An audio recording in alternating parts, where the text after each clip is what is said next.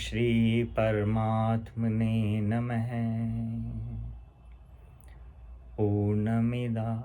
पूर्णमिदं पूर्णात् पूर्णमुदच्यते पूर्णस्य पूर्णमादाय पूर्णमेवावशिष्यते। हरि ओम। प्रथम अध्याय के चौथे, पांचवें और छठे श्लोक के अत्र शूरा महेश्वासा भीमार्जुन समायुधि युयुधानो विराटश्च द्रुपदश्च महारथः दृष्टकेतुश्च चेकितान् काशीराजश्च वीर्यवान् पुरुजित् कुन्तिभोजश्च शैब्यश्च नरपुङ्गवः युधामन्युश्च विक्रान्त उत्तमौजाश्च वीर्यवान् सुभद्रो द्रौपदेयाश्च सर्व एव महारथाः। द्रोणाचार्य से पांडवों की सेना देखने के लिए प्रार्थना करके अब दुर्योधन उन्हें पांडव सेना के महारथियों को दिखाता है। यहाँ पांडवों की सेना में बड़े बड़े शूरवीर हैं, जिनके बहुत बड़े बड़े धनुष हैं तथा जो युद्ध में भीम और अर्जुन के समान हैं।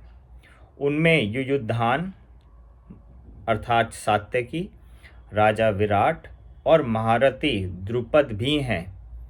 दृष्टकेतु और चेकिस्तान तथा पराक्रमी काशीराज भी हैं। पुरुजित और कुंती भोज ये दोनों भाई तथा मनुष्यों में श्रेष्ठ शैव्य भी हैं। पराक्रमी युधामन्यु और पराक्रमी उत्तमौजा भी हैं।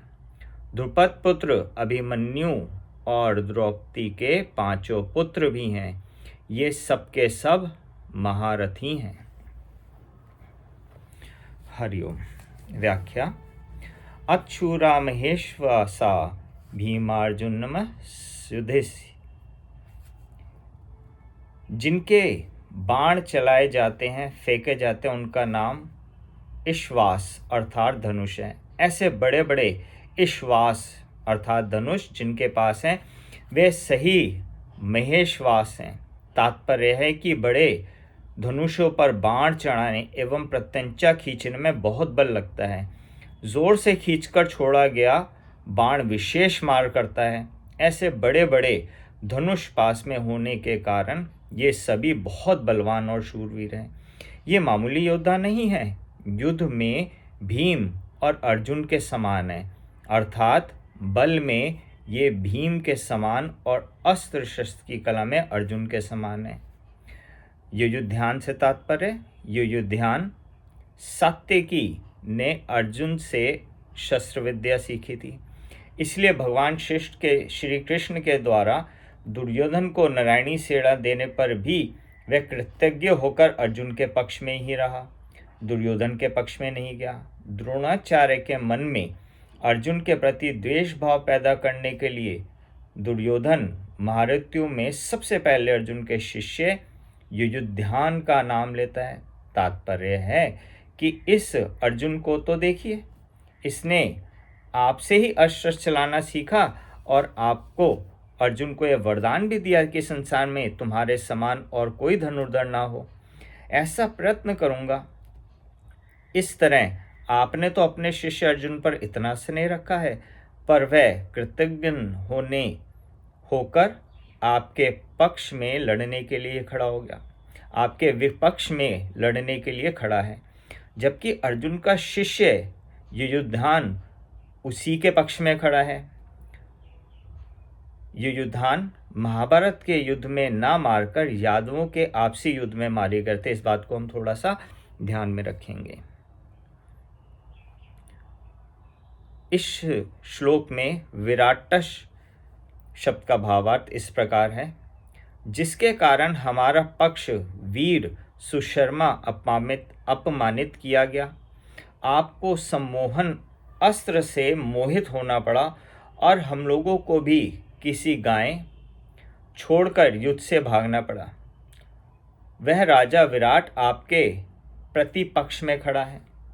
राजा विराट के साथ द्रोणाचार्य का कोई ऐसा वैर भाव या द्वेष भाव नहीं था, परंतु दुर्योधन ये समझता है कि अगर युयुधान के बाद में द्रुपद का नाम लूं तो द्रोणाचार्य के मन में यह भाव आ सकता है कि दुर्योधन पांडवों के विरोध में मेरे को उकसाकर युद्ध करने के लिए विशेषता से प्रेरणा कर रहा है तथा मेरे मन में पांडवों के प्रति वैर भाव पैदा कर रहा है।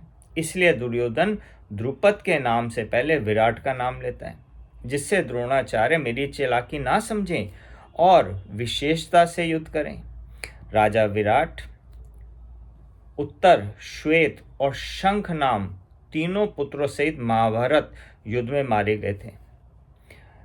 इस श्लोक में द्रुपदश्च महारथ के भावार्थ से आपने तो द्रुपद को पहले की तरह मित्रता याद दिलाई, पर उसने सभा में यह कहकर आपका अपमान किया कि मैं राजा हूं और तुम भिक्षुक हो, अतः मेरी तुम्हारी मित्रता कैसी, तथा वैर भाव के कारण आपको मारने के लिए पुत्र भी पैदा किया। वही महारथी द्रुपद आपसे लड़ने के लिए विपक्ष में खड़ा है। राजा द्रुपद युद्ध में द्रोणाचार्य के हाथों से मारे गए थे। धृष्टकेतु से हमारा भावार्थ, यह धृष्टकेतु कितना मूर्ख है कि जिसके पिता शिशुपाल को कृष्ण ने भरी सभा में चक्र से मारा, उसी कृष्ण के पक्ष में लड़ने के लिए खड़ा है। धृष्टकेतु द्रोणाचार्य के हाथ से मारे गए थे। चेकिस्तान शब्द का भावार्थ, सब यादव सेना तो हमारी ओर से लड़ने के लिए तैयार है और ये यादव चेकिस्तान पांडवों की सेना में खड़ा है।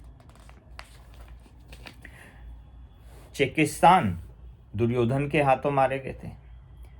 काशीराज वीर्यवान, यह काशीराज बड़े ही शूरवीर और महारथी हैं, यह भी पांडवों की सेना में खड़े हैं, इसलिए आप सावधानी से युद्ध करना क्योंकि यह बड़ा पराक्रमी है। काशीराज महाभारत युद्ध में मारे गए। पुरुजी कुंती भोजश्च का भावार्थ, यद्यपि पुरुजित और कुंती भोजे दोनों कुंती के भाई होने से हमारे और पांडवों के मामा हैं, तथापि इनके मन में पक्षपात होने के कारण ये हमारे विपक्ष में युद्ध करने के लिए खड़े हैं। पुरुजित और कुंती भोज दोनों ही युद्ध में द्रोणाचार्य के हाथ से मारे गए थे। शैबश्यश्च नरपुंगवः से भावार्थ, ये शैब्य युधिष्ठिर का शूरवीर है, यह मनुष्य में श्रेष्ठ है और बलवान है। परिवार के नाते यह भी हमारा संबंधी है, परंतु यह पांडवों के ही पक्ष में खड़ा है। अगले भावार्थ में युधामन्युश्च विक्रांत उत्तमौजाश्च वीर्यवान, पांचाल देश के बड़े बलवान और वीर योद्धा युधामन्यु तथा उत्तमौजा मेरी वैरी अर्जुन के रथ के पहियों के समक्ष में नियुक्त किए गए हैं, आप इनकी ओर भी तो नजर रखना। रात में सोते हुए उन दोनों का अश्वत्थामा ने वध किया, मार डाला। सौभद्रा से भावार्थ, यह कृष्ण की बहन सुभद्रा पुत्र अभिमन्यु है, यह बहुत शूरवीर है, इसने घर में ही चक्रव्यूह भेदन की विद्या सीखी है, अतः चक्रव्यूह रचना के साथ आप इसका ख्याल रखें। युद्ध में दुशासन पुत्र के द्वारा अन्याय पूर्वक सिर पर गदा का प्रहार करने से अभिमन्यु मारे गए थे। द्रौपदेयाश्च का भावार्थ, युधिष्ठिर, भीम, अर्जुन, नकुल और सहदेव, इन पांचों के द्वारा द्रौपदी के गर्भ से क्रमशः प्रतिविंध्य, सुप्त सोम, श्रुतकर्मा, शतानीक और श्रुतसेन पैदा हुए हैं। इन पांचों को आप देख लीजिए। द्रौपदी ने भरी सभा में मेरी हंसी उड़ाकर मेरे हृदय को जलाया है। उसी ने इन पांचों पुत्रों को युद्ध में मारकर आप उसका बदला चुकाएंगे। रात में सोते हुए इन पांचों को अश्वत्थामा ने मार डाला था। सर्व एव महारथः का भावार्थ, ये सब के सब महारथी हैं जो शस्त्र और शस्त्र विद्या दोनों में प्रवीण हैं और युद्ध में अकेले ही एक साथ 10,000 धनुर्धारी योद्धाओं का संचालन कर सकते हैं। उस वीर पुरुष को महारथी कहते हैं। ऐसे बहुत से महारथी पांडवों की सेना में हैं। ओम श्री कृष्णार्पणमस्तु।